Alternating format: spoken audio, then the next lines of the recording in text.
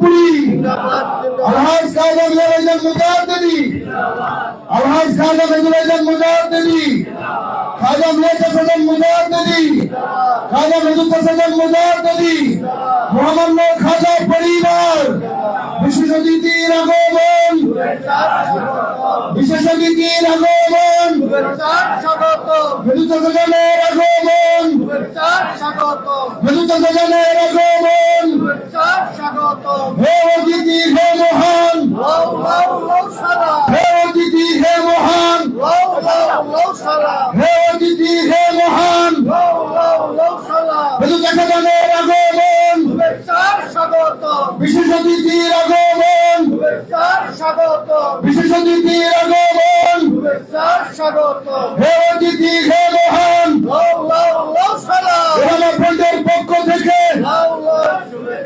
যুবলামা ফ্রন্টের পক্ষ থেকে, ওলামা ফ্রন্টের পক্ষ থেকে, ওলামা ফ্রন্টের পক্ষ থেকে, যুবলামা ফ্রন্টের পক্ষ থেকে, ওলামা ফ্রন্টের পক্ষ থেকে শুভেচ্ছা। হরে তাকবীর, হরে রিসালাত।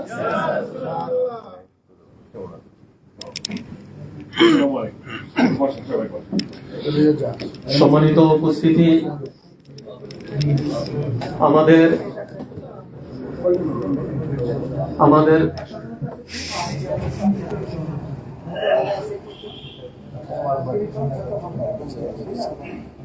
মারুফ ভাই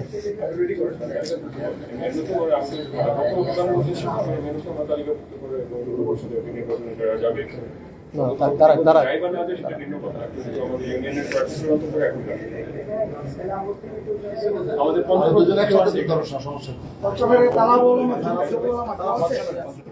আছে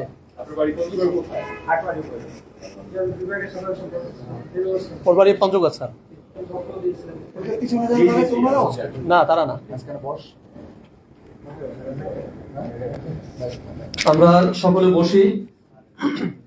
জাকের পার্টির মহামান্য চেয়ারম্যান মহোদয়ের পবিত্র নির্দেশ ক্রমে আসন্ন পবিত্র আশুরা উপলক্ষে জাকের পার্টির অন্যতম সহযোগী সংগঠন জাকের পার্টি ওলামা ফ্রন্ট, জাকের পার্টি যুব ওলামা ফ্রন্ট এবং জাকের পার্টি তালা চেয়ারম্যান মহোদয় আজকের মহতী অনুষ্ঠানের সম্মানিত বিশেষ অতিথি, লক্ষ লক্ষ যুবকদের আইডল, আমাদের মাথার তাজ, বিশিষ্ট অর্থনৈতিকবিদ, জাকের পার্টি ওলামা ফ্রন্ট এবং যুব ওলামা ফ্রন্টের হাজার হাজার ভক্তদের পথ প্রদর্শক হিসেবে যিনি আমাদেরকে নেতৃত্ব দিচ্ছেন, জাকের পার্টির মাননীয় সিনিয়র ভাইস চেয়ারম্যান আমাদের পরম শ্রদ্ধেয় মেজর হাসান মুজাদ্দিদি সাহেব, ইতিমধ্যেই তিনি তিনার আসনকে অলঙ্কৃত করেছেন।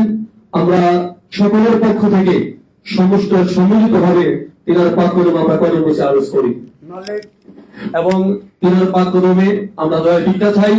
আমরা জীবনের শেষ নিঃশ্বাস পর্যন্ত আমরা যেন জাকের পার্টির গোলামি করে যেতে পারি, সেই দয়া আমাদের কাছে আমরা চাই। এখন আমাদের সম্মুখে গুরুত্বপূর্ণ বক্তৃতা দিবেন জাকের পার্টির মাননীয় সিনিয়র ভাইস চেয়ারম্যান, বিশিষ্ট অর্থনৈতিকবিদ, জাকের পার্টির মাননীয় সিনিয়র ভাইস চেয়ারম্যান, বিশিষ্ট অর্থনৈতিকবিদ আমাদের পরম শ্রদ্ধেয় আলহাজ খাজা মির্জা হাসান মুজাদ্দিদি সাহেব।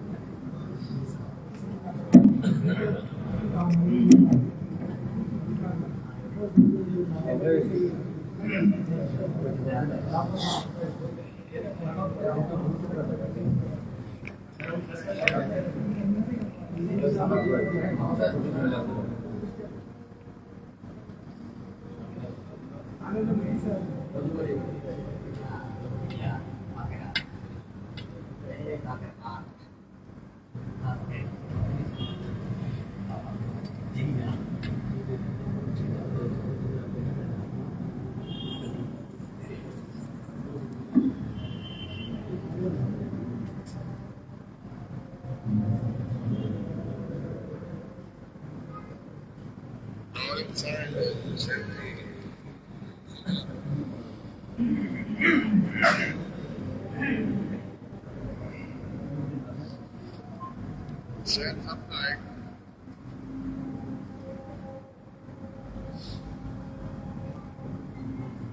लोग रेडी हो सकते हैं, वो भी बताओ किस टाइम का सब रेडी किस टाइम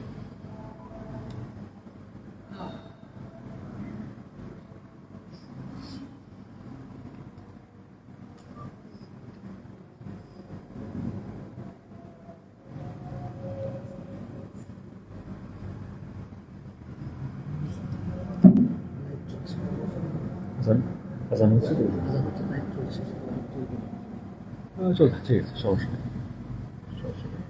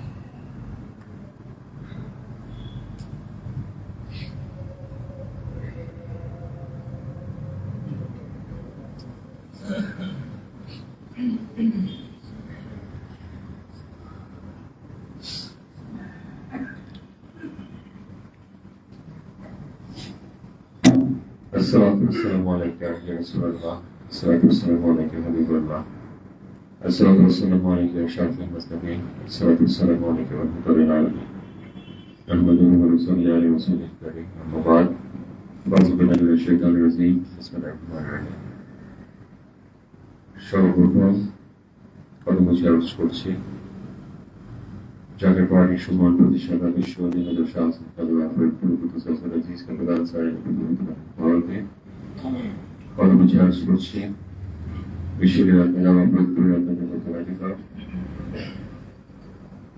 আমাদের পরম শ্রদ্ধেয় আলহাজ খাজা মেহবুব মহম্মদ সাহেব মুবারকে কর্মসূচি আরোপ করছি বিশ্ববিদ্যালয় উত্তরাধিকার হিজবুল্লাহর ইমাম জাতীয় পার্টির মাননীয় চেয়ারম্যান আলহাজ খাজা মোস্তফা সাহেবকে একই সাথে কর্মসূচি আরোপ করছি আমাদের পরম শ্রদ্ধেয় আলহাজ খাজা মিয়া চাচা সাহেবের আমার শ্রদ্ধা এবং ভালোবাসা নিবেদন করছি খাজা পরিবারের সদস্যদের প্রতি। আজকে উপস্থিত জাতীয় পার্টি আমাদের ওলামা ফ্রন্ট, জাতীয় পার্টি যুব ওলামা ফ্রন্ট এবং আমাদের কিছু জাতীয় পার্টি তারাবাদ ফ্রন্টের কিছু ভাই যারা উপস্থিত হয়েছেন, আমাদের সম্মানিত ওলামা ফ্রন্ট, আমাদের যুব ওলামা ফ্রন্ট এবং তারাবাদ ফ্রন্টের সম্মানিত সাধারণ সম্পাদকদের আমার সালাম, আমার শুভেচ্ছা এবং দূর দূরান্ত থেকে কষ্ট করে আসা আমাদের অগণিত ভাইয়েরা, আপনাদের সকলের উদ্দেশ্যে আমি জানাই আসসালামু আলাইকুম রহমতুল্লাহ। আপনারা বর্তমানে অবগত আছেন যে বৈশ্বিক বাস্তবতা বিবেচনা করে বাংলাদেশের বর্তমান যে অর্থনৈতিক, ভূ অর্থনৈতিক, ভূ রাজনৈতিক যে বাস্তবতা বর্তমানে রয়েছে এবং একই সাথে বাংলাদেশের আর্থসামাজিক যে বর্তমান যে পরিস্থিতি বর্তমানে বাংলাদেশে বিরাজ করছে, এমনকি আমি বলবো যে ধর্মের নামে যে বর্তমানে যে বিভাজন রয়েছে সেটা অনাকাঙ্ক্ষিত বলে আমি মনে করি অনেক ছোট করে বলা হয়। আপনারা কিছুদিন আগেই দেখেছেন ধর্ম অবমাননার কারণে একজন মানুষকে কুষ্টিয়া জেলাতে নির্বিচারে পিটিয়ে হত্যা করা হবে। তো আমি আপনাদের মাধ্যমে আমি জাতির কাছে সেই প্রশ্ন উত্থাপন করতে চাই, এটা কোন ইসলাম এবং এটা কোন শরীয়তের বিধানে আছে যে একটি মানুষকে প্রমাণ ছাড়া বিচার প্রক্রিয়া ছাড়া নির্বিচারে হত্যা করে এই নির্মমভাবে পিটিয়ে হত্যা করা হয়। এখানে আইনের শাসনের কোনো তোয়াক্কা করা হয়নি, ইসলামের সকল বিধিমালা তোয়াক্কা করা হয়নি, এবং ইসলামের যে সৌহার্দ্যপূর্ণ এবং সম্প্রীতির যে শিক্ষা, সেটাকে সরাসরি আমি মনে করি যে অপমান করা হয়েছে, লাঞ্ছিত করা হয়েছে, বেইজ্জতি করা হয়েছে। এই বর্তমানে যে উচ্ছৃঙ্খলতা আজকে দেখতে পাচ্ছি, আপনি জানেন কিছুদিন আগে অন্তর্বর্তীকালীন সরকারের সময় একজন কারখানায় একজন শ্রমিক, হিন্দু এক ভদ্রলোক, তেনাকে আবারও ধর্মীয় অবমাননাকর বা বিকৃত রূপে কোনো মন্তব্য করার কারণে উইদাউট প্রুফ, এবং এখন পর্যন্ত কিন্তু কোন ধরনের কিন্তু প্রুফ এভিডেন্স কিন্তু দিতে পারেনি, এই হিন্দু ভদ্রলোককে উলঙ্গ করে, উল্টা করে ঝুলিয়ে হাইওয়েতে নিয়ে কেরোসিন ঢেলে আগুন দিয়ে জ্বালিয়ে দেওয়া হলো। কত বিভৎস! এবং আরো বিভৎস হচ্ছে যে পিছন থেকে নারায়ে তাকবীর আল্লাহু আকবার স্লোগান দিয়ে একটা জীবিত মানুষকে আগুন দিয়ে পুড়িয়ে মেরে ফেলা। এটা কোন সভ্যতা? এটা কোন ইসলাম?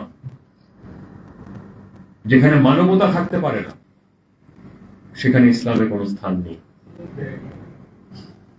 এগুলো মানবতা বিরোধী ব্যক্তি বিশেষ, এরা উগ্রবাদী, সন্ত্রাসী। এটা কোন সভ্য মানুষের দ্বারা কোনোদিন সম্ভব না। অন্যায় কেউ করে থাকলে আপনি বিচারিকার করে দাঁড় করাবেন, শরিয়া বোর্ডের সামনে দাঁড় করাবেন, প্রয়োজন বিচার হবে, তদন্ত হবে, সুষ্ঠু তদন্তের ভিত্তিতে আপনি বিচার প্রয়োগ করতে পারেন।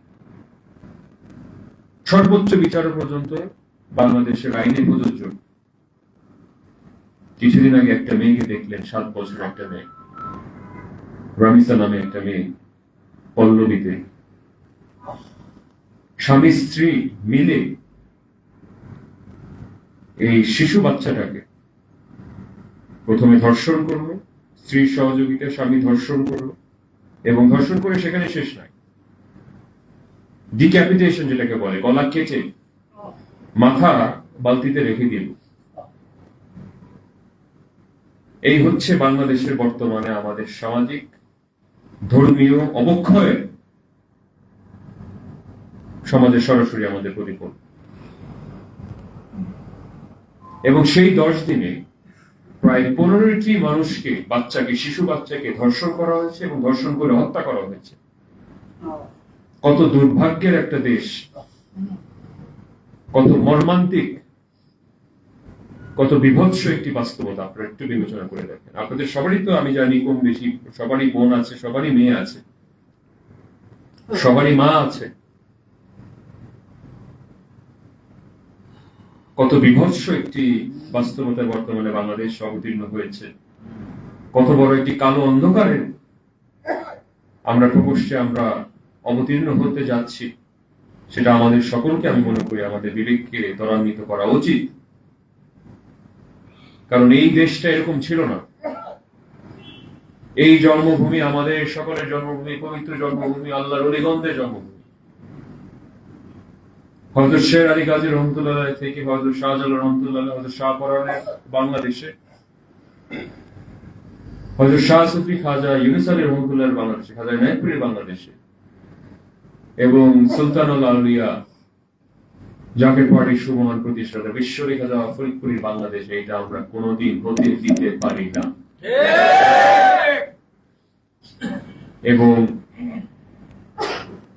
আজকে এই ধরনের বিভাজনগুলো আমরা দেখতে পাচ্ছি। আমি বারবার একটাই কথা আমি বলছি, এই সালাফি, লা মাযহাবি, শিয়া, সুন্নি,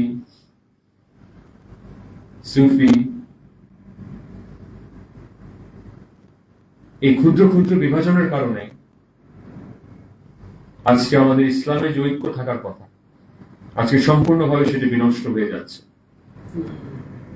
আমি আপনাদের মাধ্যমে বাংলাদেশের আলেম ওলামায়ে কেরামের সকলের উদ্দেশ্যে আমি এই কথাটা আমি বলতে চাই যে আপনারা আসেন, আকীদাগত ভিন্নতা থাকতে পারে। এই যারা ধর্ষণ করেছে তাদের তো দাড়ি কম ছিল না, যথেষ্ট বড় দাড়ি ছিল, মাথায় টুপিও ছিল, পরনে পাঞ্জাবিও ছিল, এবং ধর্ষণ করার পরে বলে প্রতিদিন 20 রাকাত নামাজ পড়ে। সে উদাহরণও আছে।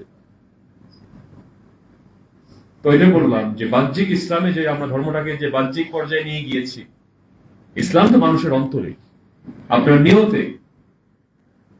আপনি ধর্ষণ করে যদি নামাজ পড়েন, সেই নামাজ কি কবুল হয়?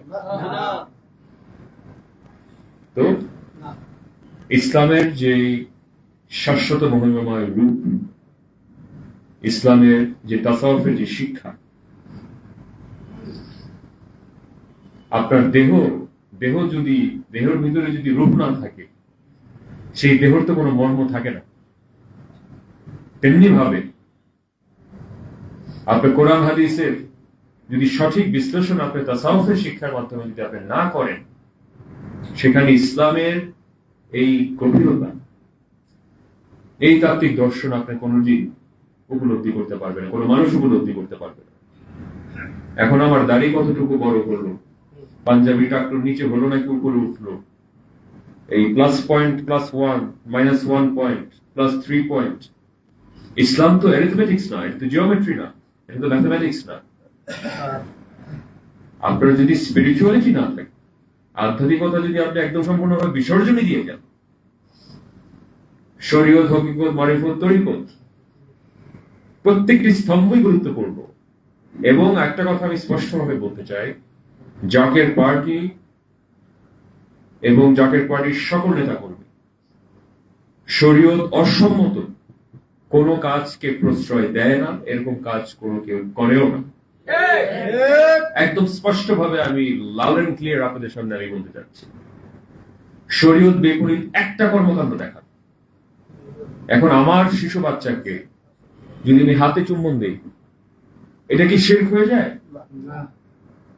আমি যদি আমার এখানে আমার সম্মানিত ওলামায়ে কেরাম আছেন, আপনাদের হাতে যদি আমি চুম্বন দিই, এটা কি শিরক হয়ে যায়? আপনি কি আল্লাহর শরীক হয়ে যাবে? এটা সম্ভব? নাউজুবিল্লাহ। তো এরা যারা আছে, এই বিকৃত মস্তিষ্কের কিছু ব্যক্তি বিশেষ আছে, যারা ভালোবাসা, সহনশীলতা, আদব কায়দাকে শিরকের কাতারে নিয়ে যায়, এটা আমি মনে করি আল্লাহর সাথে এটা বেয়াদবি করা হয়, সরাসরি আল্লাহর সাথে। মানুষ মুসলমানকে কাফের ফতোয়া দিচ্ছে ইচ্ছা মতো। মৃত্যুর আগ পর্যন্ত আল্লাহ আপনাকে বিচারিক কাঠ করে দান করায় না। তো আপনি কে আমাকে জাজ করার? আপনি কে আমাকে রায় দেওয়ার? আমার জবাব আমি দিব আমার রবের কাছে। তো এই জিনিসগুলো আমার প্রায় আমি দেখেছি উলামায়ে কেরামের ভিতরে যে ধরনের বর্তমানে যে বিভাজন, এক অপরকে নিশ্চিহ্ন করে ফেলবে, এক অপরকে কাফের ফতোয়া দিচ্ছে, বাংলাদেশ থেকে তাড়িয়ে দিবে, ইত্যাদি ইত্যাদি। এটি গভীর উদ্বেগের বিষয়, গভীর উদ্বেগের বিষয়। জরুরি বলে আমাদের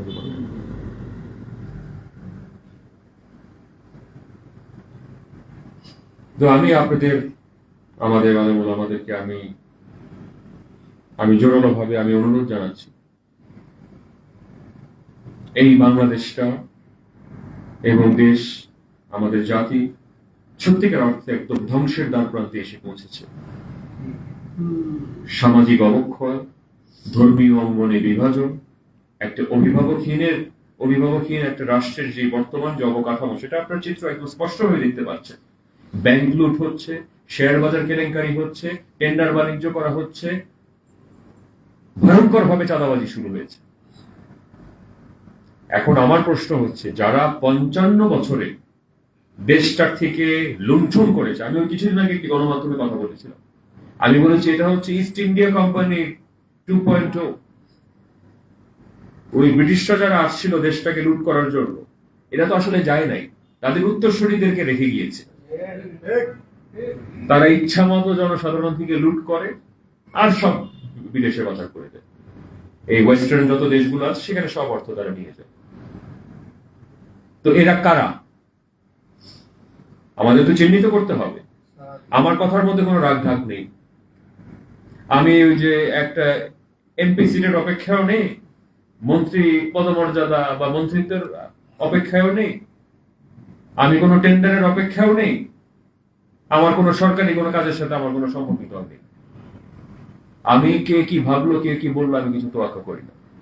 যেটা জনসাধারণের কথা, যেটা মানুষের হক সংরক্ষণের প্রশ্ন আসে, যার সাথে সংশ্লিষ্ট, সেই বিষয়ে আমরা সম্পূর্ণভাবে আপোষহীন আছি, আপোষহীন থাকবো সব। না হলে আপনার আজকে না, 80-র দশকে মরহুম রাষ্ট্রপতি প্রেসিডেন্ট এরশাদ তিনি আপনার বিশ্ববিখ্যাত জাকের পার্টির সময় প্রতিষ্ঠাতা, তিনি সরাসরি বলেছিলেন যে আপনার কনিষ্ঠ পুত্র মোস্তফা আমির ফয়সালকে আমি দেশের, বাংলাদেশের উপরাষ্ট্রপতি পদে নিযুক্ত করতে চাই। দাদা হুজুর বলেছে যার নাম মুস্তফা দিয়ে শুরু এবং যার নামের সাথে আছে আমির, এবং যে দেশের সকল সমস্যা ফয়সালা করবে, মুস্তফা আমির ফয়সাল, তিনি উপরাষ্ট্রপতি হতে পারে না। তাই বাবা, আমি আপনার এই অফার আমি না বলে দিচ্ছি।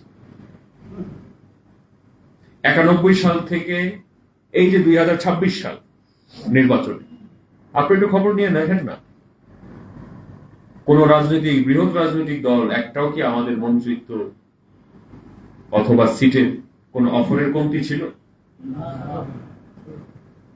এই 1989 সাল থেকে টাকার কাছে, ক্ষমতার লোভের কাছে, অর্থাৎ মন্ত্রিত্ব এবং এমপি পদের কাছে টেন্ডার বাণিজ্যের বহু হাজার হাজার অফার আসছে। একটা টেন্ডারে এখন পর্যন্ত বাংলাদেশের এই যে বিগত 17-20 বছরে একটা লোন পর্যন্ত আমরা নিয়ে নিই।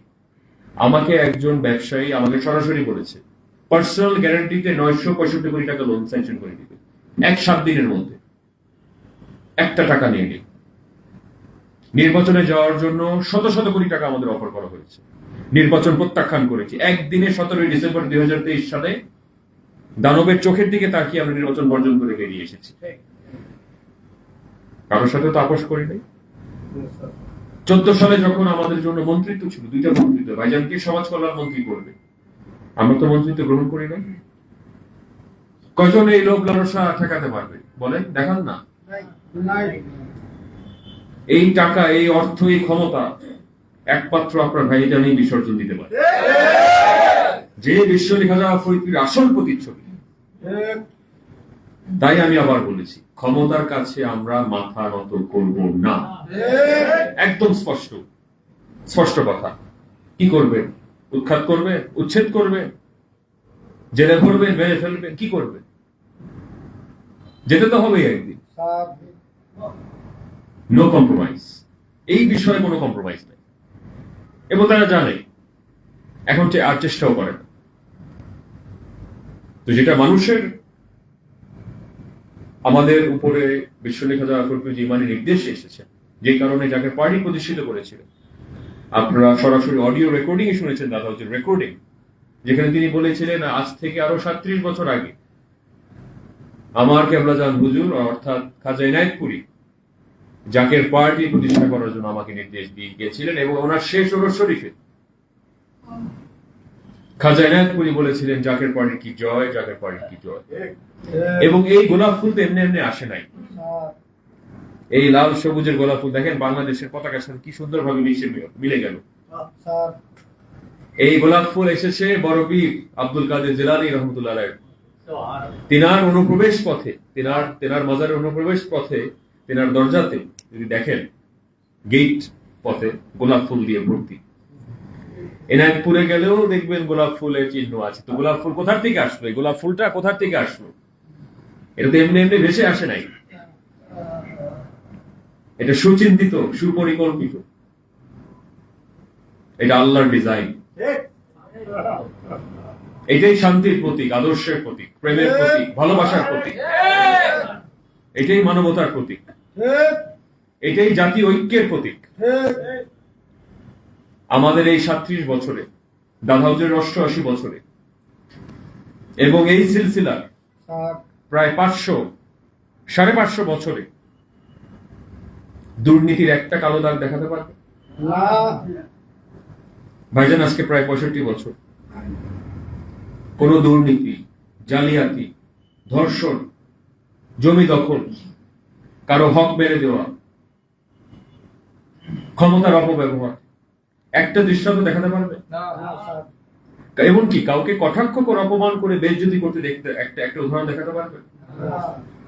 তো এটাই হচ্ছে সত্য ইসলামের শিক্ষা, এটাই সত্য তরিকার শিক্ষা।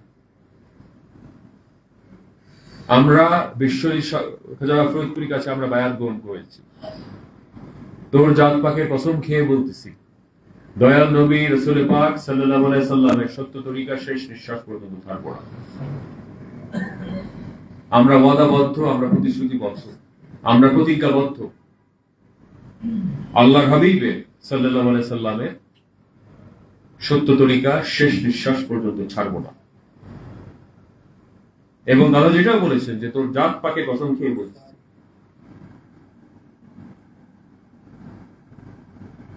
যত গুনাহ আছে মনে আছে আমাদের, এবং যত ভুলে গিয়েছি সমস্ত গুনাহ হইতে তওবা করলাম।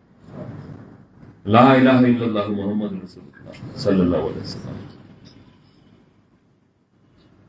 তো তাই আমার প্রাণপ্রিয় ভাইরা,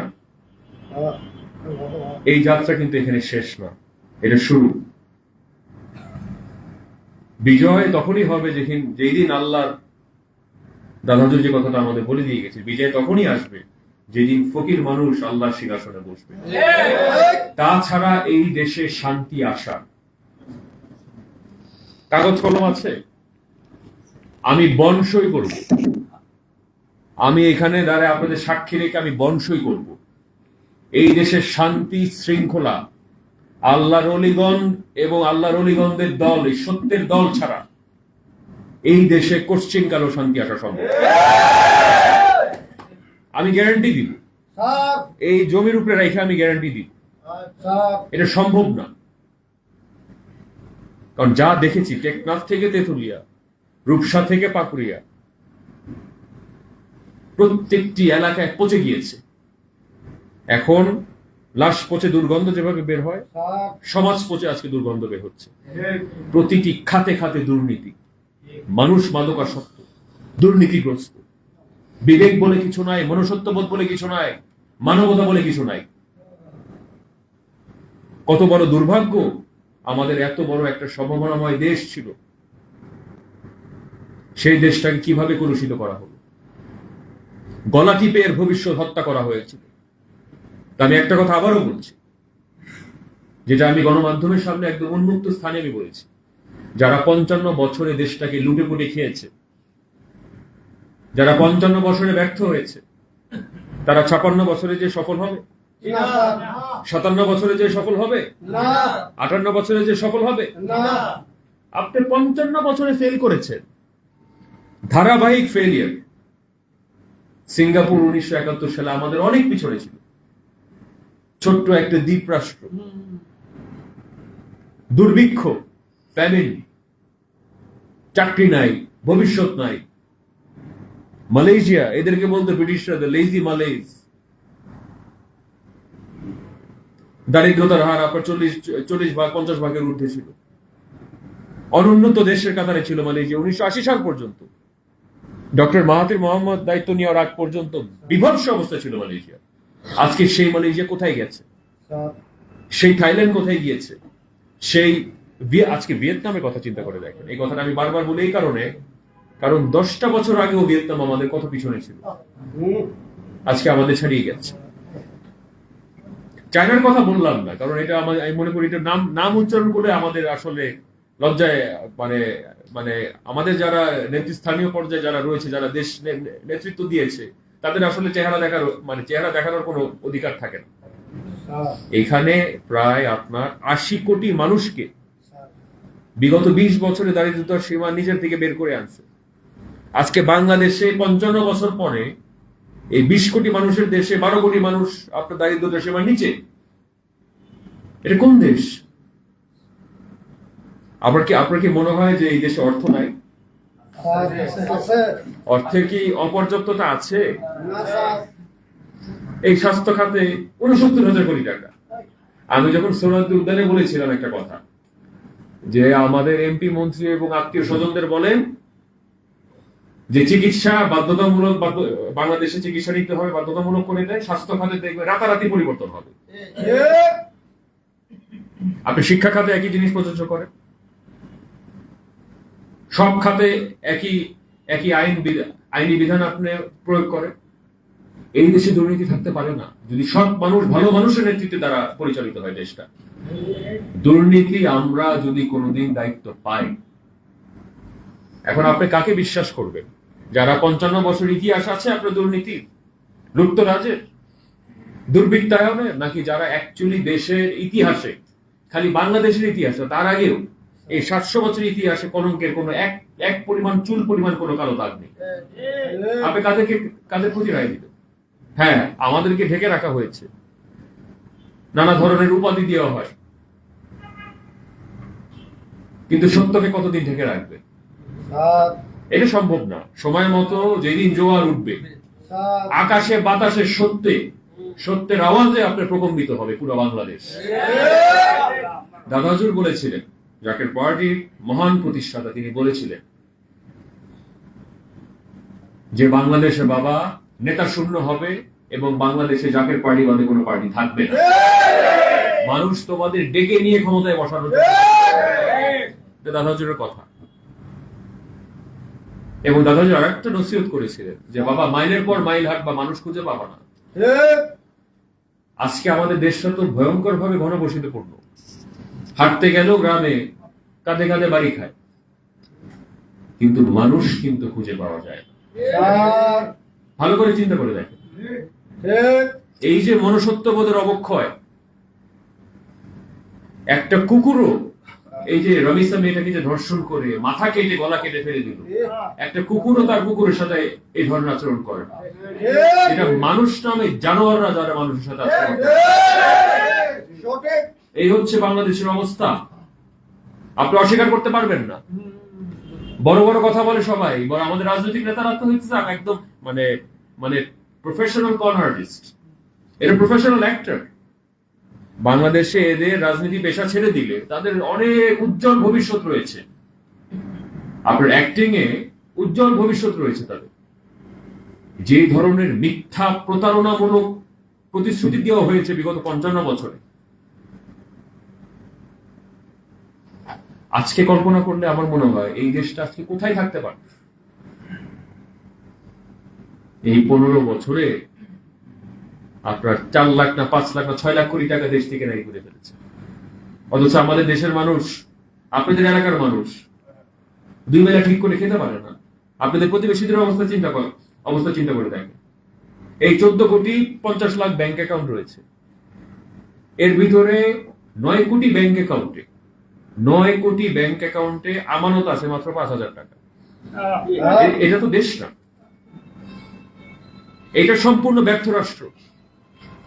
এবং ব্যর্থ রাষ্ট্রের জন্য দায়ী হয়েছে আমাদের এই যে রাজনীতি সমাজে যারা এলিট এস্টাবলিশমেন্ট, যারা রাজনীতিবিদ যারা রয়েছে, তারা আজকে এই ধসের জন্য তারা দায়ী।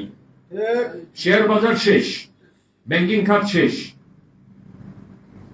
জুডিশিয়ারি যেটা আপনার বিচারিক কাঠামো শেষ, দলীয়করণ, যেই ক্ষমতায় আসবে সেই আপনার বিচারিক কাঠামোর উপরে হস্তক্ষেপ করে প্রভাব খাটাবে।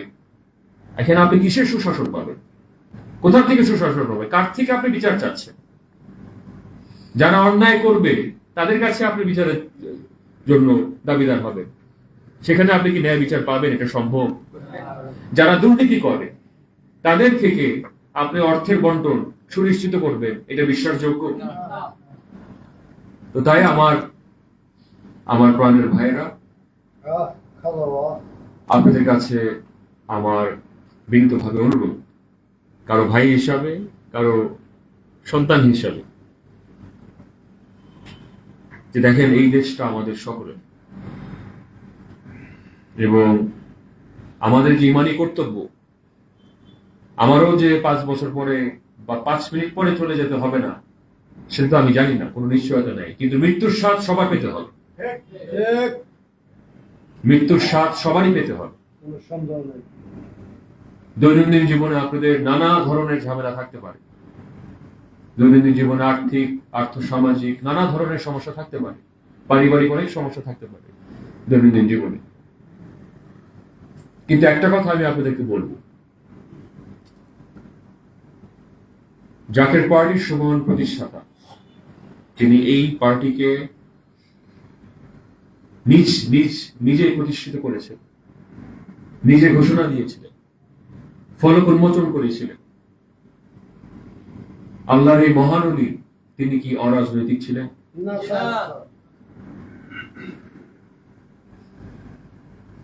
সর্বকালের সর্বশ্রেষ্ঠ মহামানব হযরত মুহাম্মদ সাল্লাল্লাহু আলাইহি সাল্লাম, নূর মুহাম্মদ সাল্লাল্লাহু আলাইহি সাল্লাম, তিনি কি অরাজনৈতিক ছিলেন? যিনি মদিনার সংবিধান খালি আইনে প্রণয়ন করেন, একটা জাতি সত্তা দিয়েছিলেন, একটা রাষ্ট্র ব্যবস্থাপনা করেছিলেন, তিনি কি অরাজনৈতিক ছিলেন? তো অরাজনৈতিক যখন আপনি নিজেকে আত্মস্বীকৃত ভাবে বলছেন অরাজনৈতিক, তখনই কিন্তু আপনার রাজনৈতিক অধিকার, আপনার সামাজিক অধিকার, আপনার নাগরিক অধিকার, আপনার সকল অধিকার কিন্তু দুর্বৃত্তদের হাতে কিন্তু আপনি আত্মসমর্পণ করে দিচ্ছেন। অনেকে বলে আমি রাজনীতির ভিতরে নাই। আপনি যদি দেশের নাগরিক হন, আপনি নির্বাচন না করতে পারেন, সেটা ভিন্ন হিসাব। আপনি নির্বাচনে ক্যানভাস না করতে পারেন, সেটা আলাদা হিসাব। কিন্তু প্রতিটি নাগরিক কিন্তু রাজনৈতিক, তার ভোটিং পাওয়ার আছে, তার পরিবর্তনের সক্ষমতা যদি থাকে কারো, সে অবশ্যই রাজনৈতিক। তো সেই প্রেক্ষিতে আমি আপনাদেরকে অনুরোধ করব, প্রত্যন্ত অঞ্চলের মানুষদের মুক্ত করার দায়িত্ব আমাদের। রাধাজুল যেটা বলেছিলেন যে এই পার্টি বাবা মুসলিম জনতার পার্টি, যারা লাঞ্ছিত, বঞ্চিত, অপমানিত, শোষিত, অবহেলিত মানুষের পার্টি হচ্ছে এই জাকের পার্টি। জিকির থেকে আসে জাকের, এটা আল্লাহর স্মরণকারীদের দল হচ্ছে জাকের পার্টি। সত্য ইসলামের দল হচ্ছে জাকের পার্টি। ইসলাম, ঈমান, ইহসান দিয়ে জাকের পার্টি। সত্য তরিকার দল এই জাকের পার্টি, যেটা দাদাজন নিজে বলেছে হেজবুল্লাহ, আল্লাহর দল। এবং আল্লাহর দল যেহেতু এটাকে আমি ঘোষণা করলাম, আল্লাহর দলের বিজয় অবশ্যম্ভাবী, এটা হবেই। অনেকে যারা বলেছেন, এবং আমি নিজেও শুনেছি যে দাদাজি নসিহত করেছিলেন, হঠাৎ করে একদিন দেখবেন ঘুমতি করে দেখেছেন যে জাকের পার্টি ক্ষমতায়।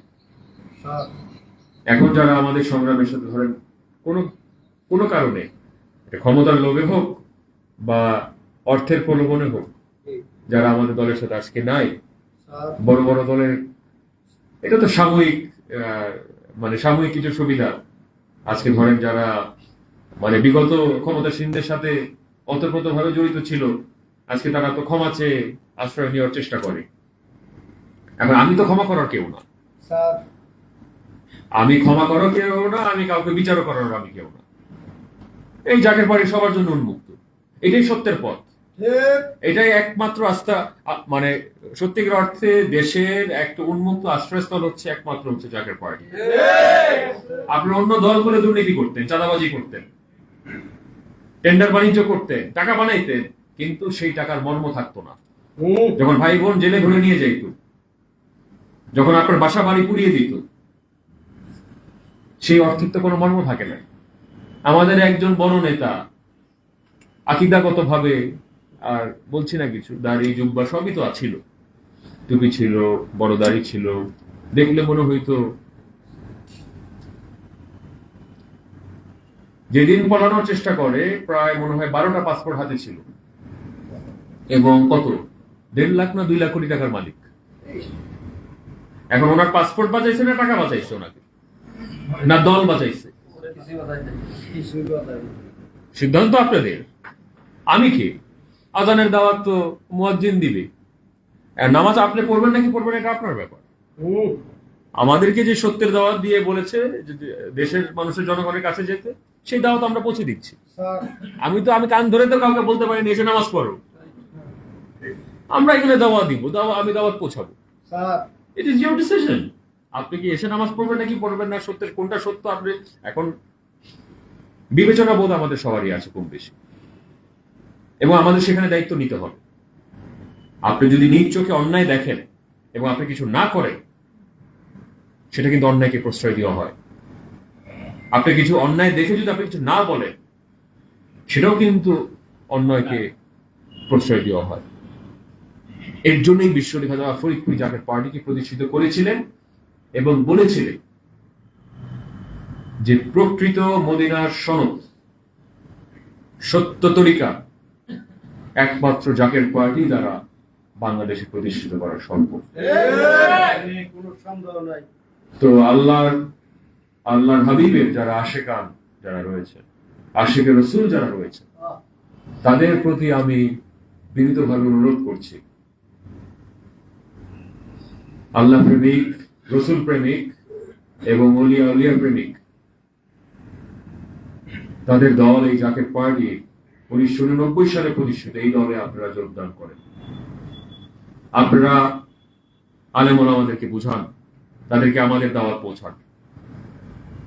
এখানে যে ভ্রাতৃত্ব আছে, যেখানে ঐক্য রয়েছে, যেখানে কোনো ধরনের গীবত চলে না।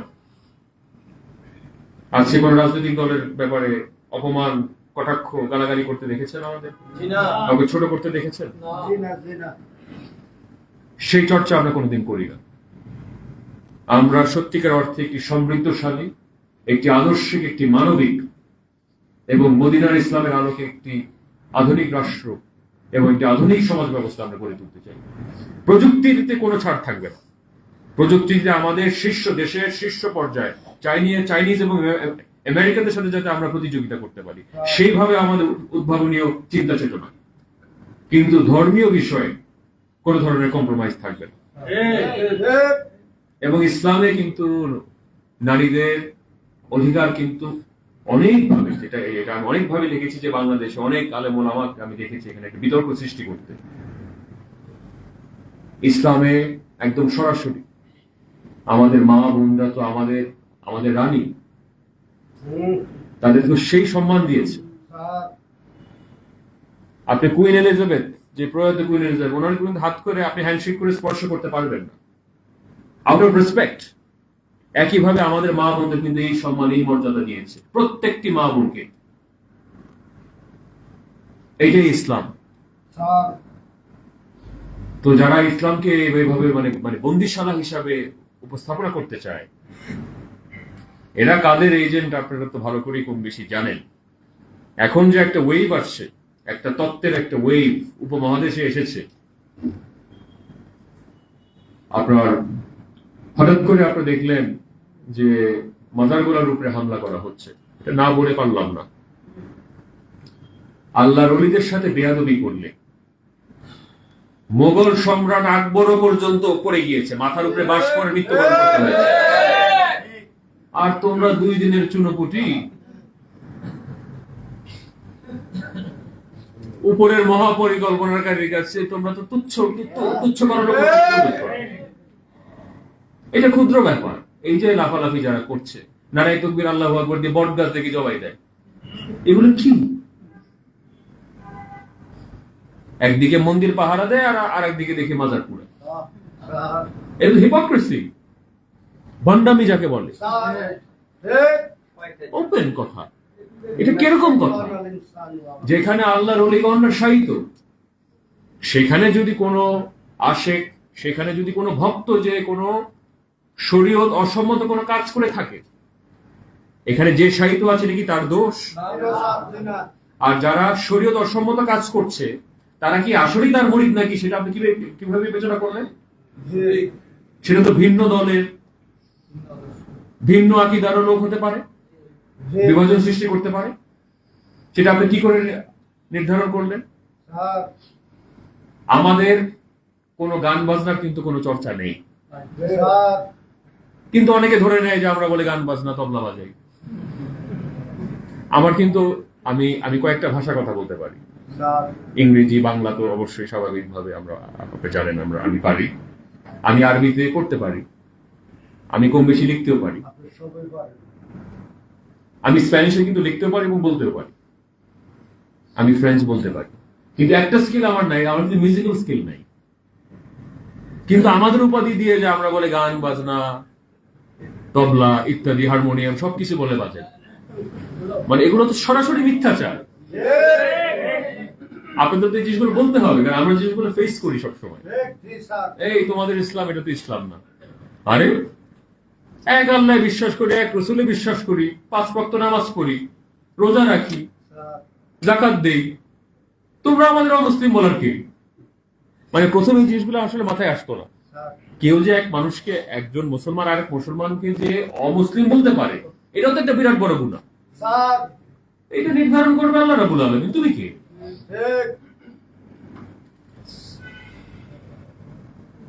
শরীয়তের বিধান নিয়ে প্রশ্ন আসে। আমি যে কথা আমি স্পষ্টভাবে বললাম, আমি যদি আমার ভাইকে হাতে চুম্বন করি, বুকে জড়াই ধরি, আমি মাথা নত করে আমি আপনাদেরকে শ্রদ্ধা জানাইলাম, এটা কি শিরক? এই যে মাথা নত করলাম, এটা কি শিরক? এটা শিরক হয়ে গেল? মানে এগুলো আমার মস্তিষ্কে আসলে সত্যিকার অর্থে আসে। আমি এই ডিবেটে যাইও না। কত প্রকারের যে ফাতোয়া শুনেছি। এখন তো নতুন ফাতোয়া শুনলাম কিছুদিন আগে যে মদ পান করাও বলে এখন জায়েজ। একজন আলেম বলল নাউযুবিল্লাহ, কিন্তু মানে সীমিত পরিসরে আবার জায়েজ। মানে you can drink but not be drunk. এটা কোনো কথা? আমাদের এত বছর সমালোচনা করেছে যে হিন্দুদের প্রতি আমরা অত্যন্ত আমরা নাজুক, তাদের প্রতি আমরা অত্যন্ত শ্রদ্ধাশীল। এটা কি ইসলামের সাথে সামঞ্জস্য নাকি? আজকে তারা মন্দির পাহারা দেয়। আপনারা দেখেন, আপনারা বিবেচনা করে দেখেন, আমরা কিন্তু যেটাই করি মুনাফিকি জানি না করতে। যেটা সত্য একদম আপনাদের সামনে, সবার সামনে বলতে, আপনার সামনে যেটা বলবো সেটা আপনার গণমাধ্যমে জায়গা বলবো, জাতির সামনে উন্মুক্ত স্থানেই বলবো। কিন্তু এই ধরনের যে একটা মানে হিপোক্রিটিক্যাল চরিত্র, আপনাকে একটা বলবো এখানে, নিচে যায় বলবো একটা, গণমাধ্যমের সামনে যায় বলবো একটা, এই ধরনের আচরণ আমরা জানি না। এটা তো পানির বোতল আছে নাকি? পানির বোতল এই পাশ থেকে ওই পাশ দেখা যায় স্পষ্টভাবে। আমাদের তো লুকোচুরি কিছু নাই, ইট ইজ ওপেন। আপনারা দেখেন আমাদের কোনো কিছু আসলে কি মানে শরীয়ত বিপরীত কিছু আমি নিজে করি নাকি, আমি আসলে চিন্তা করি। এই যে কমেন্ট গুলো মানুষজন লেখে, না জেনে না বুঝে আবুল তাবুল কথাবার্তা লেখে, এটা তো মানে বড় বড় রাজনৈতিক দলের এখন বট বাহিনী আছে, তারা ওই যে আপনার অ্যালগোরিদমের মাধ্যমে কমেন্ট দিয়ে দেয়, ইচ্ছা মতো গালাগালি করতে থাকে ননস্টপ। আর ফেক অ্যাকাউন্ট সব, মানে পার হেড মনে হয় আপনার মানে 200 না 300 অ্যাকাউন্ট আছে। তো এখানে আপনারা মোটামুটি দেখেন 200-300 জন থাকলে অন্তত পক্ষে 20-30 হাজার দেখবেন অ্যাকাউন্ট গালাগালি করছে। এটা আমিও সেট আপ করে দিতে পারি, কিন্তু এই ধরনের কুরুচিপূর্ণ কোনো উদ্দেশ্য কিন্তু আমাদের নাই। যেটা অনেস্ট সেটা আমরা জাতির সামনে বলেছি। তো শরীয়তের বিষয়টা আপনারা পরিষ্কার করবেন। এখানে শরীয়ত অসম্মত কোনো কার্যক্রম এখানে হয় না, একদম আমি স্পষ্টভাবে বলছি, আমি চ্যালেঞ্জ করে বলছি। আমরা এক আল্লাহকে বিশ্বাস করি, এক রসুলকে বিশ্বাস করি, আমরা 5 ওয়াক্ত নামাজ পড়ি। আপনার ভাইজান তাহাজ্জুদের নামাজ পড়ে, আমি 5 ওয়াক্ত নামাজ পড়ি। আমরা 30টা রোজা রাখি, আমরা যাকাত দেই। ভাইজান হজ করেছে, আমি এখনো হজ করার সৌভাগ্য হয়নি, আমি 2 বার উমরায় গিয়েছি। এখন শরীয়ত বিপরীত কি করছে আসলে আমি নিজে খুঁজে পাই না। আমরা সুদ খাই না, না জিকির যেটা আল্লাহর স্মরণ, এটা কিভাবে মানে এটা কিভাবে এটা শরীয়ত বিরোধী হয়, আমি আসলে এটা আর মস্তিষ্কে আমার আসে না। আল্লাহর ধ্যানে আল্লাহ আল্লাহ আল্লাহ আল্লাহ আল্লাহ জিকির করা, এটা কি করে ইসলাম বিরোধী? আমি আসলে আমি জানি না। আপনাদের কাছে আমি প্রশ্নটা রাখছি। আর আমাদের বিশ্ববিদ্যালয় ফরিদপুর রওজা শরীফে একদম স্পষ্ট করে লেখা আছে এখানে সেজদা করা নিষেধ। আর কি করতে হবে ভাই? আমি তো আর কিছু বুঝি না এখন। মানে এটা হচ্ছে মিসইনফরমেশন ক্যাম্পেইন এবং ডিসইনফরমেশন ক্যাম্পেইন।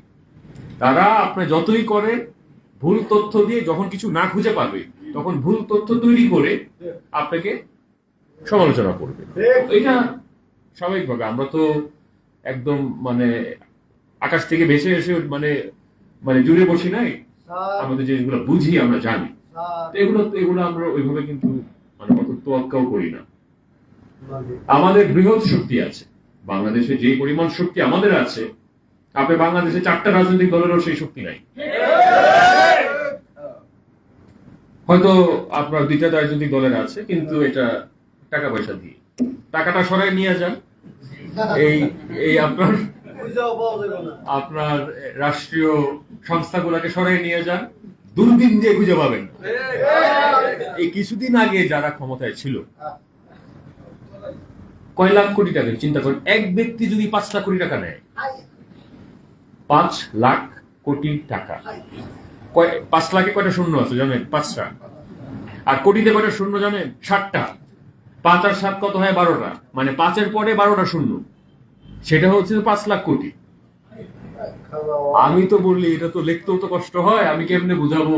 গণমাধ্যমে বক্তব্য দিলে তো বুঝবে না। বক্তব্য দিতে পারে, কিন্তু জিনিসটা বুঝতে পারবে না।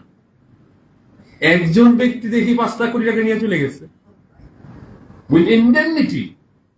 সংসদে আবার আইন পাশ হয়েছে তার নামে, সে বৈধ, মানে তৎকালীন সময় আইনে বৈধ পথে টাকা নিয়ে গেল দেশ থেকে।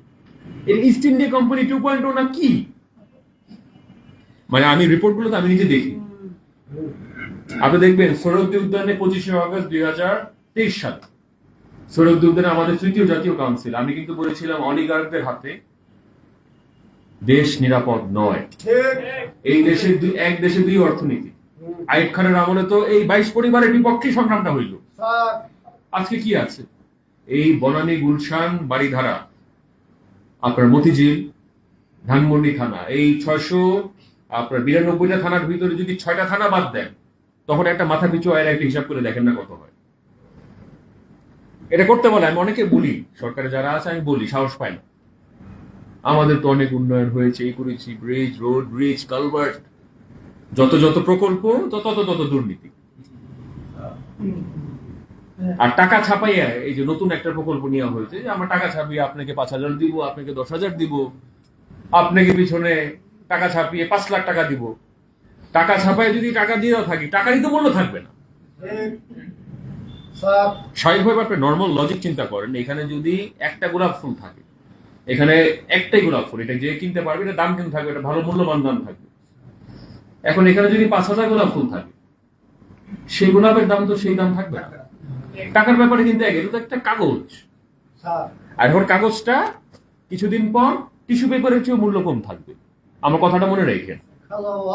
আপনি 100 টাকা দিয়ে 10 বছর আগে কি কিনতে পারতেন বাজারে? 10 বছর, আমি কিন্তু 20 বছর বলি না। আজকে 100 টাকা দিয়ে বাজারে যেয়ে কি কিনতে পারবেন? একটু চিন্তা করে দেখেন। আগে কিন্তু আমারও মনে আছে, আমি যখন স্কুলে পড়ি, 20,000 টাকার বেতন মানে বিরাট বড় ব্যাপার মাসিক। আজকে 20,000 টাকা দিয়ে আপনি কি করতে পারবেন? একটা পরিবার চলে? আপনি ভাড়ার অবস্থা দেখেন। এগুলো তো আমাদের সকলের দায়িত্ব। আপনারা আলেম ওলামা যারা আছেন, এটাও কিন্তু আপনাদের দায়িত্ব। আমি যদিও অর্থনীতি এবং আমাদের সমাজ ব্যবস্থা, মানে সমাজের দুর্ব্যবস্থা, অব্যবস্থাপনা নিয়ে কথা বলছি, এগুলো কিন্তু আপনাদের বলতে হবে, এবং নেতৃত্ব কিন্তু আপনাদেরই দিতে হবে। আপনারা কিন্তু মেইন রুট, জাকের পার্টির মেইন রুট কিন্তু আপনারাই। আপনাদের কিন্তু তৃণমূল পর্যায়ের মানুষের কাছে আরো ওতপ্রোত ভাবে যেই পর্যায়ে হোক লজ্জা পাওয়া কিন্তু যাবে না, মাঠে কিন্তু নামতে হবে সবারই। আমার পিছনের ভাইয়েরা যারা আছেন, চাচারা যারা আছেন, আমি আপনাদেরকে অনুরোধ করছি, এই সত্যের সংগ্রামটা থেকে, সত্যের পথ থেকে দয়া করে আপনারা বিচ্যুত হয়েন না। আমি তো আপনাদেরকে জবরদস্তি করার কেউ না, আমি আপনাদের অনুরোধ করতে পারি যে এটাই সত্যের পথ, এটাই কলঙ্ক মুক্ত পথ, এটাই দুর্নীতি মুক্ত পথ, এটা টেন্ডারবাজি, চাঁদাবাজি মুক্ত পথ। আপনারা সত্যের পথে থেকে দেশের মানুষের খেদমত, মুসলিম উম্মার খেদমত করতে আসেন, জাকের পার্টিতে যোগদান করেন। আমার কথা কি বুঝতে পেরেছে?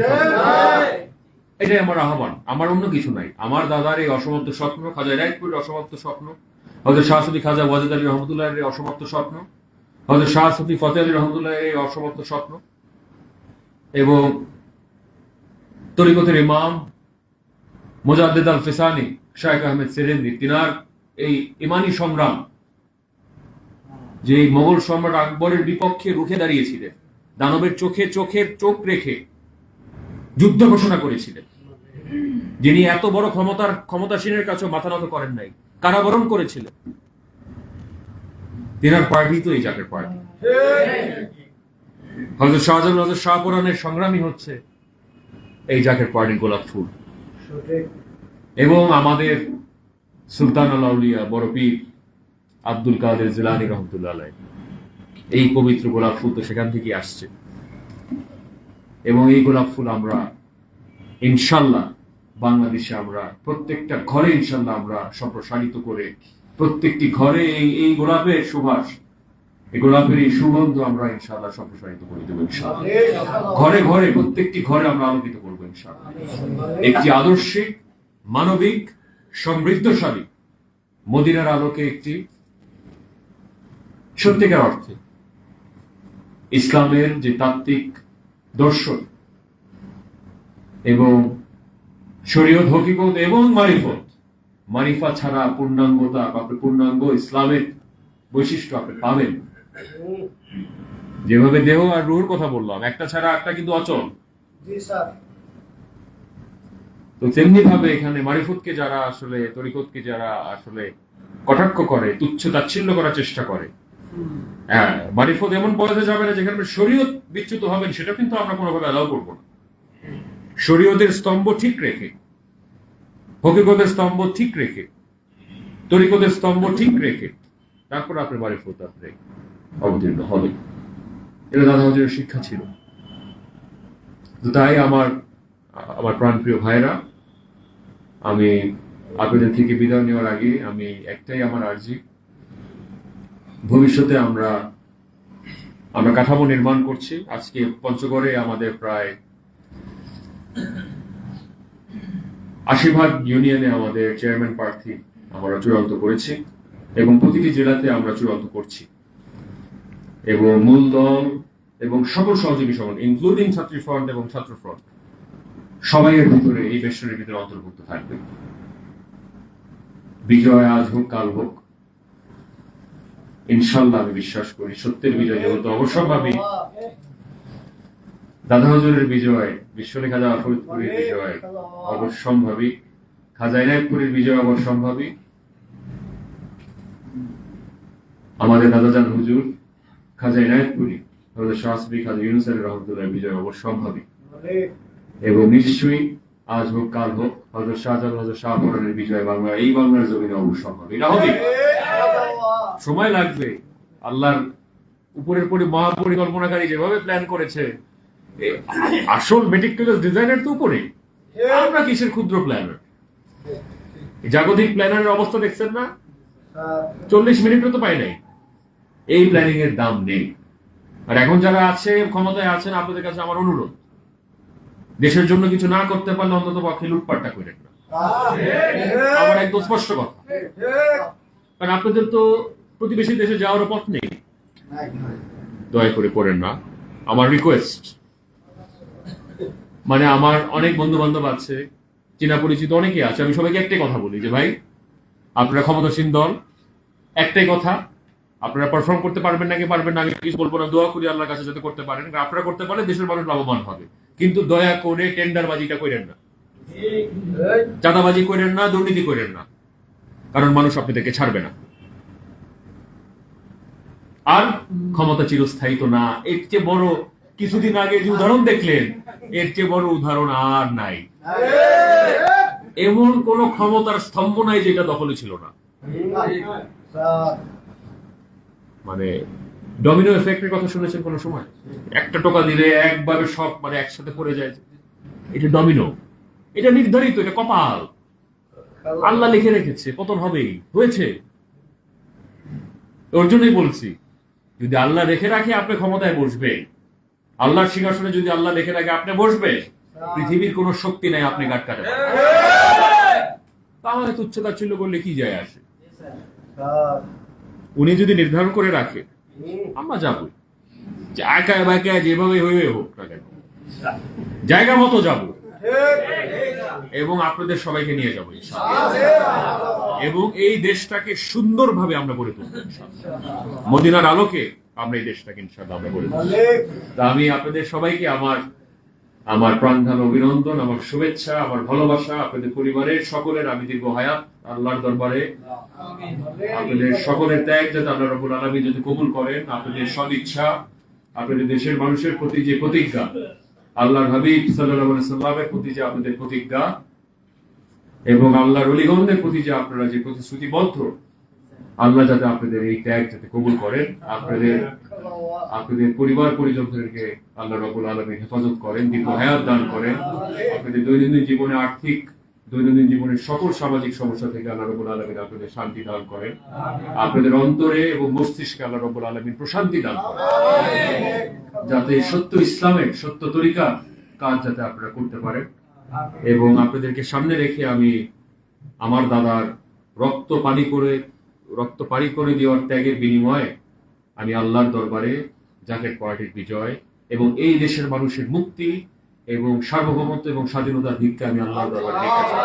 মালিক আমাদেরকে কবুল করেন ইনশাআল্লাহ। ভালো মানুষ আল্লাহর সিংহাসনে যাতে বসতে পারে, ফকির মানুষ যাতে আল্লাহর সিংহাসনে বসতে পারে, আল্লাহর অলিগণদের এই বাংলাদেশ ইনশাআল্লাহ আবারও এই পবিত্র জন্মভূমি আমাদের সকলে ইনশাআল্লাহ আবারও রিসালতে ইনশাআল্লাহ পরিপূর্ণ হবে, আশিকে রাসূল দিয়ে ভরপুর হবে ইনশাআল্লাহ। আসসালামু আলাইকুম ওয়া রাহমাতুল্লাহি ওয়া বারাকাতুহু। ইনশাআল্লাহ আপনাদের সাথে আবারও আমার বসার সৌভাগ্য হবে। আমি সবাইকে অনুরোধ জানাচ্ছি, আপনারা প্রতিনিধিত্ব করার জন্য আপনারা প্রস্তুতি নেন, এটা আমার বিনীতভাবে আমার অনুরোধ। কারণ আপনারা না নিলে কে নেবে? আপনারা কারো কাছে আত্মসমর্পণ করেন না, দায়িত্ব না নিয়েও কিন্তু এক ধরনের আত্মসমর্পণ, দুর্বৃত্তদের কাছে আত্মসমর্পণ। আমি জানি এটা বাংলাদেশে রাজনীতির নামে যে নোংরামি হয়, এটা তো একটা গালিতে রূপান্তরিত হয়েছে। আমি বুঝি, আমি তো এই জিনিসটা অবুঝ না, অবশ্যই আমরা বুঝি। কিন্তু আপনি যদি দায়িত্ব না নেন, যে আপনাদের উপর যে পবিত্র অর্পিত দায়িত্ব, এটা তো একটা বড় সৌভাগ্যের দায়িত্ব। অনেক মানুষ তো সেই দায়িত্ব পায়নি, আপনারা সেই দায়িত্ব পাচ্ছেন এবং আপনারা একদম কলঙ্কমুক্ত পবিত্র নেতার সান্নিধ্যে আপনারা নেতৃত্ব দিতে পারছেন।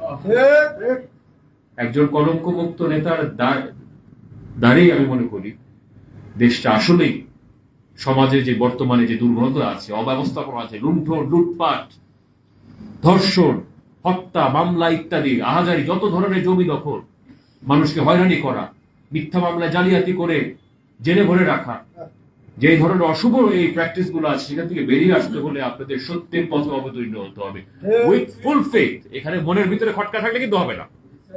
এখানে চাচা যারা আছে বলতে হবে, তকবীর দিতে হবে, হাত উঠাইতে হবে। আমার সামনে তো লুকোচুরি করে লাভ নেই, আপনারা তো আমাদের নিজেদেরই লোক। আপনার কিছু হলে তো আমারই ক্ষতি, আমার কিছু হলে তো আপনারই ক্ষতি। আমি তো আপনাদের এখানে ভেজালের মুখে আমি ঢেলে দিব না। ডাক দিব তো একবার, যুদ্ধের ডাক তো একবারই হয়, দুইবার তো হয় না। এটা কিন্তু সরাসরি দাদা হুজুর আমাদের নির্দেশ করেছে, দাদা হুজুর সরাসরি বলেছে আল্লাহ রাসূল সাল্লাল্লাহু আলাইহি ওয়াসাল্লাম কিন্তু এই নির্দেশ দিবেন। পূর্ণাঙ্গ প্রস্তুতি নিয়ে একবারিতে, দুইবার না, একবার। এই ঘড়ির কাঁটাটা আমি সবসময় বলি, তো ঘুরবেই। 12টা হচ্ছে তো 100 কিছুক্ষণ আগে তো 12টা বাজছিল, 3টাও বাজছে, 6টাও বাজছে, কিছুক্ষণ পরে 9টাও বাজবে। আমাদের সময় আসবে ইনশাআল্লাহ, আসবে।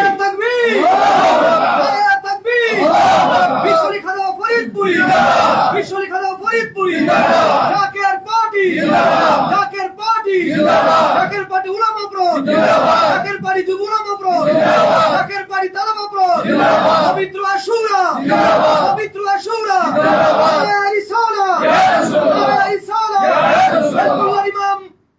হেজবুল্লাহ ইমাম মেদুবাজার মুজাদ্দিদি সাহেব, হেজবুল্লাহ ইমাম মেদুবাজার মুজাদ্দিদি সাহেব, আমি আরেকটা বিষয় বলে দিই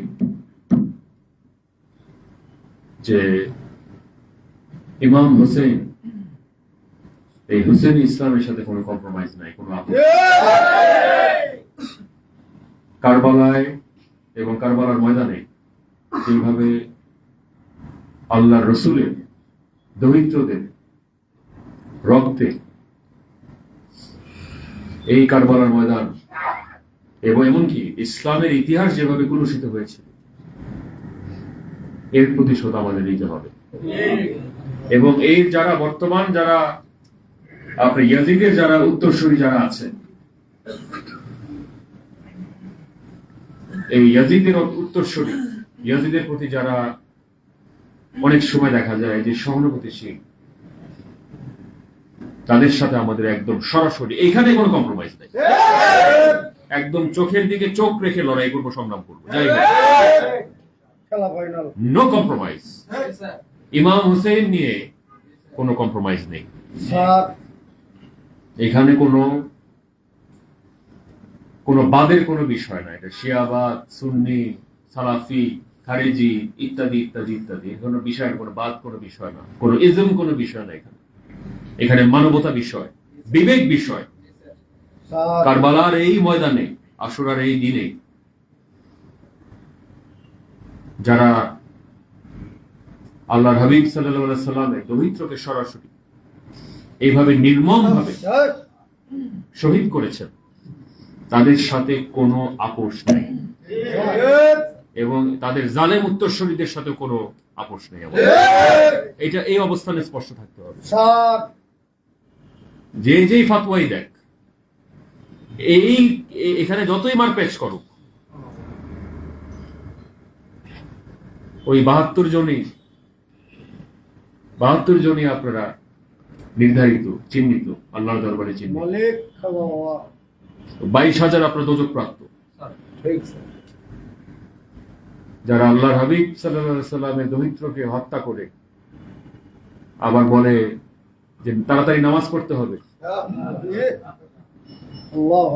সেদিন ইসলামের ইতিহাস ভয়ঙ্কর ভাবে কুলসিত হয়। ইতিহাসটাকে মানে আপনি রিলিজিয়াস পার্সপেক্টিভে দেখেন নাকি হিস্টোরিক্যাল পার্সপেক্টিভে দেখেন, উভয়ই এর চেয়ে বড় ভয়ঙ্কর অপরাধ, মানে মাত্রা ছাড়া অপরাধ আসলে আর নেই সত্যিকার অর্থে। ইমাম হুসেন তো একটা সময় তো বলেছিলেন যে এখানে কেউ একজন কেউ নাই, তোমাদের মধ্যে একজন মুসলমান নাই। কত কষ্টের, কত বেদনাদায়ক। কারবালার প্রতিশোধ আমাদের নিতে হবে ইনশাআল্লাহ। এটা অন্য কোনো দিন না, এটা অত্যন্ত ত্যাগের এক দিন এবং একটি বিভৎস একটি উদাহরণ বৈশ্বিক ইতিহাসে, বিশ্বের ইতিহাসে একটি কলঙ্কিত অধ্যায়। এর প্রতিশোধ নিতে হবে। এখানে আমি মানে এখানে কোনো ডিপ্লোমেসি নাই। কয়েকটা বিষয় যেরকম আল্লাহ রসুল, আল্লাহ রাব্বুল আলামিন, আল্লাহর ওলিগণ,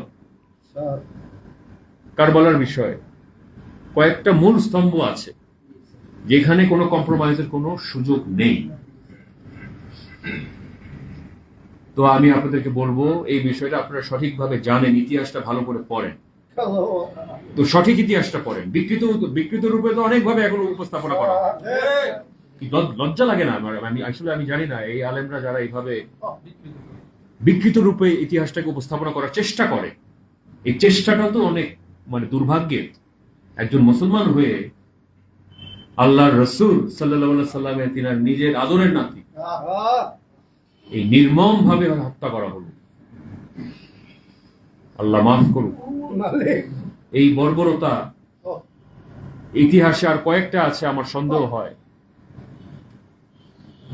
এবং হযরত আলী, ইমাম হাসান রাদিয়াল্লাহু আনহু এবং তিনাদের পরিবার বর্গের যাদের সাথে বেইনসাফ অন্যায় হয়েছে, সকলেরকে নিয়ে আমাদের এবং তাদের প্রতি সম্মান জানানো আমাদের অন্তত পক্ষে আমাদের, এইটা আমাদের মুসলমান হিসাবে আমাদের নৈতিক দায়িত্ব। যারা আশেকের রসুল আছেন, এটা কিন্তু আমাদের সকলের দায়িত্ব। এই দায়িত্ব থেকে বিচ্যুত হওয়া যাবে না। আমাদের আসরের নামাজ তো কাজা হয়ে গেছে। আমি যে নামাজ পড়ি, আপনারা নামাজ পড়েন। আমি আপনাদের সামনে মানে খোলামেলাই কথা বললাম। আমার একটাই দাওয়াত থাকবে, আমি যে কথাটা বারবার আমি বলছি, যে আপনার রাজনীতি থেকে আপনার বিচ্যুত হতে পারেন না।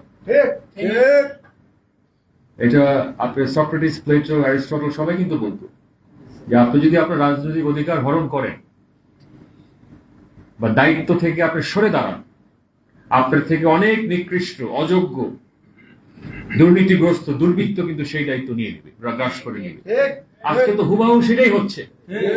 আপনাদের নিজ নিজ ইউনিয়নে যারা বড় বড় নেতা, ওই এলাকার ওই যে 22,000 লোকের ভিতরে সব থেকে নিকৃষ্ট লোকটা হয়ে গেছে এলাকার দায়িত্বপ্রাপ্ত। এখন এটা ওয়ার্ডের বেলায় একই জিনিস, ইউনিয়নের বেলায় একই জিনিস, উপজেলার বেলায় একই জিনিস, আপনার পুরা মানে জেলা পর্যায়ে আজকে একই জিনিস হয়ে যাচ্ছে। এই বহাল তবিয়াতেই চলছে এখন। এক গ্রুপ না খেয়ে মরে, আর একজন লুটে পুটে খায়। আমরা কি গোলামি করার জন্য জন্ম নিয়েছি নাকি? আমাদের কি প্রতিবাদী শক্তি নাই? ঐক্যবদ্ধ হন, ঐক্যবদ্ধ হতে বলেন। নিজের অধিকার বিসর্জন করে দিও তো সবার অধিকার বিসর্জন করে দিও। আত্মসমর্পণ করা। ইসলাম কি খালি আপনার মানে মানে সালাতের ভিতরে সীমাবদ্ধ? এখানে তো আমাদের বিরাট বড় দায়িত্ব রয়েছে, রাষ্ট্র মেরামতের দায়িত্ব রয়েছে। মূল স্তম্ভ বলে দিয়েছে, কিন্তু এর বাইরেও তো আমাদের দায়িত্ব আছে। এই দায়িত্বগুলো আপনারা সঠিকভাবে পালন করবেন। সাইফি ভাই, আমাদের আমাদের কাকা, আমাদের সম্মানিত কাকা, আমি ছোটবেলার থেকে মাসুদুল্লাহ কাকাকে আমি ছোটবেলার থেকে দেখে আসছি, এবং বর্তমানে আপনি তো ভোলা জেলারও দায়িত্ব নিয়েছেন। ওই যে রেকর্ড হচ্ছে তো,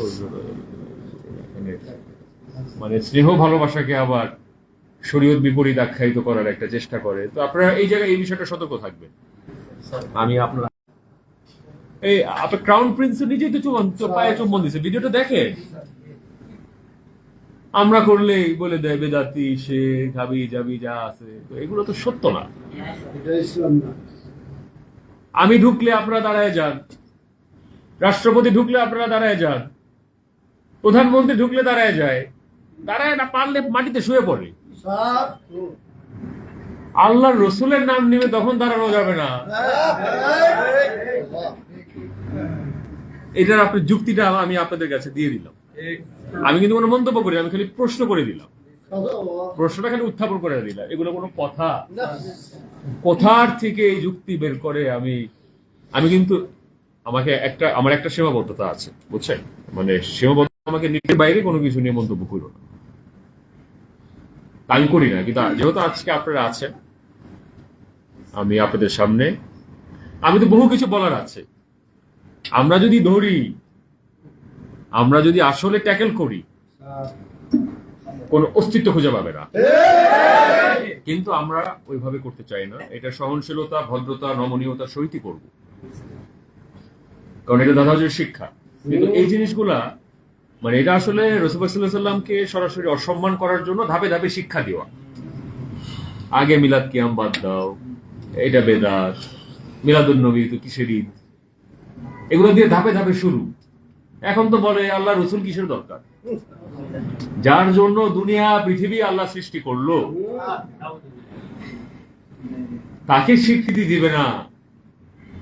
এগুলো কি মানুষ নাকি অন্য কিছু? মানে কি বলবো আমি আজকে, মানে আর ওয়াজ মাহফিল অনেক সময় শুনলে যে বক্তব্য, যে ধরনের বক্তব্য প্রদান করা হয়, যে বয়ান করা হয়, আমার তো নিজে শুনে লজ্জা লাগে। যে বউ বাচ্চা আছে, একা দেখতে হবে আজকে ওয়াজ, এই ধরনের বিকৃত রূপে ওয়াজ করা হয়, এটা লজ্জাজনক। তো আর মা বোনদের নিয়ে যে ধরনের আলেম, মানে কিছু সংখ্যক আলেম আছে যারা যে ধরনের কুরুচিপূর্ণ মন্তব্য করে, মানে এটা কি করে সম্ভব? একজন চিত্রনায়িকা খুব সম্ভব হবে, তার নাম বিশ্বাস করেন আমি জীবনে আগে শুনি নাই। আমাদের প্রতিবেশী দেশের অ্যাক্ট্রেস। আপনি দেখলেন কেমনে? আপনি জানলেন কেমনে? আমার তো মনে হয় অধিকার আপনারা কেউ জানতেন এই ঘটনা ঘটার আগে? মানে নিশ্চয়ই সে সার্চিং এ ব্যস্ত ছিল। কিভাবে জানলো?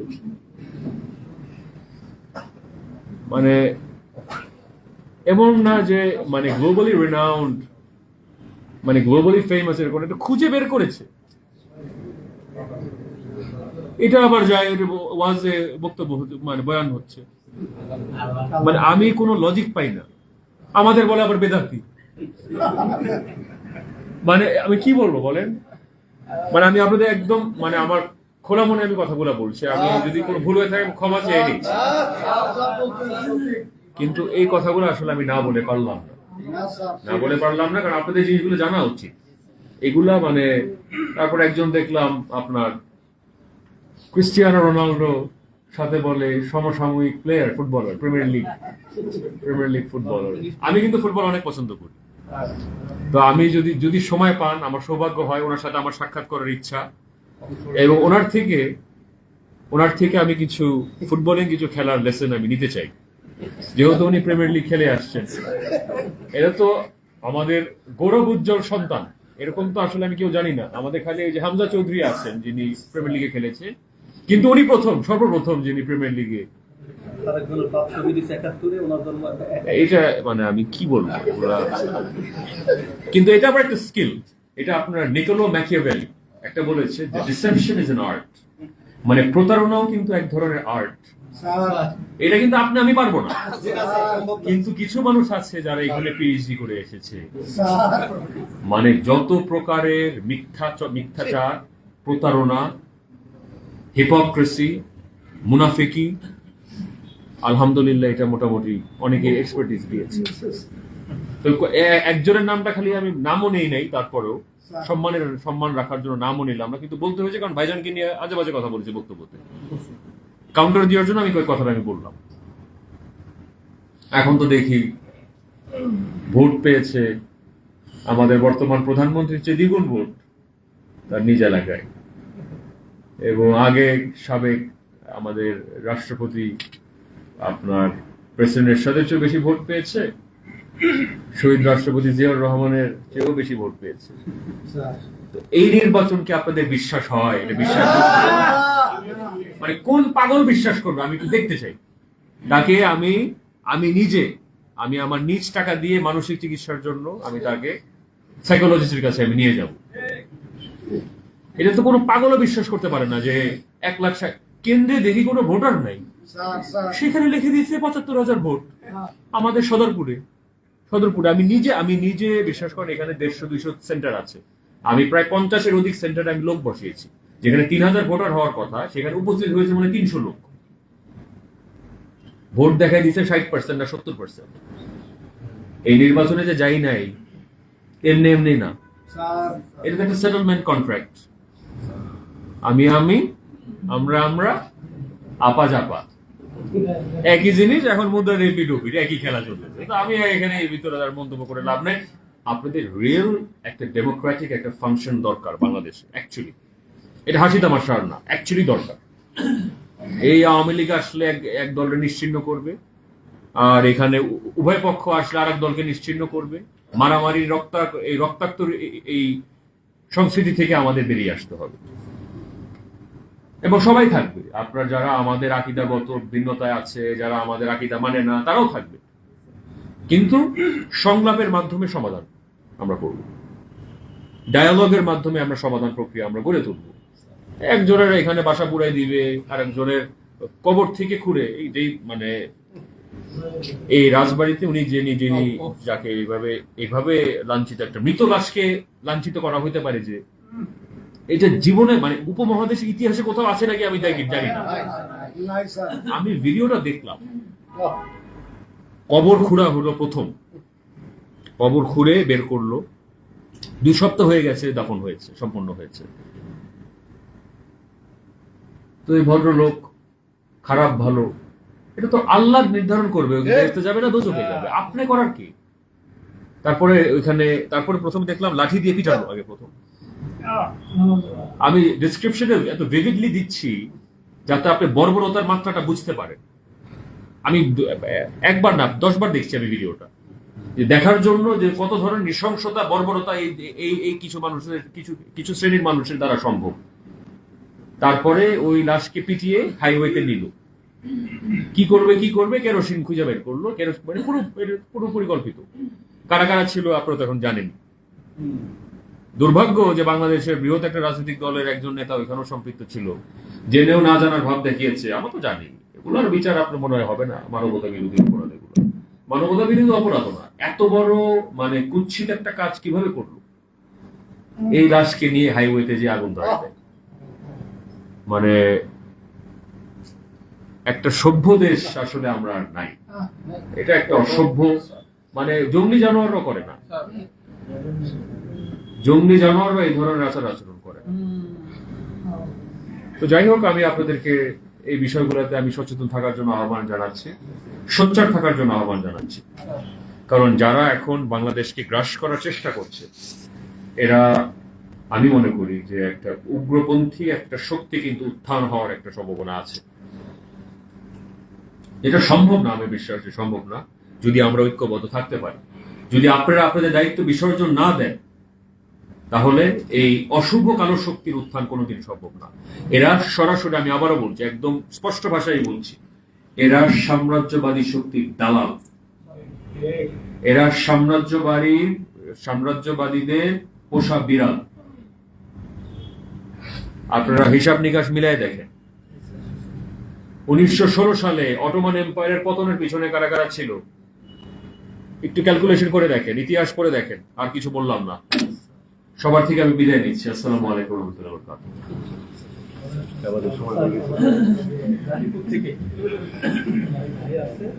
স্যারের প্রোগ্রামগুলো সব নিয়মিত দেখে।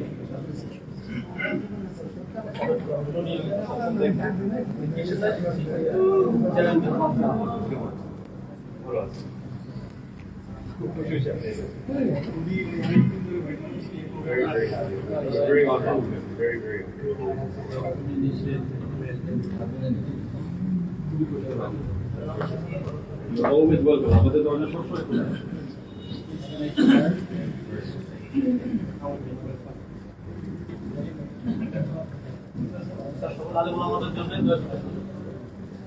দোয়া করেন এই সংগ্রামে যাতে অবিচল থাকতে পারি।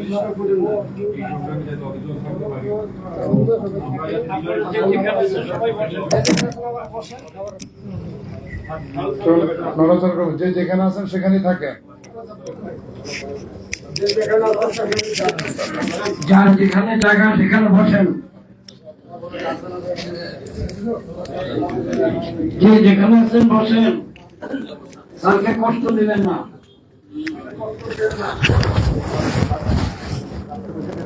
সবার চেয়ারে বসেন।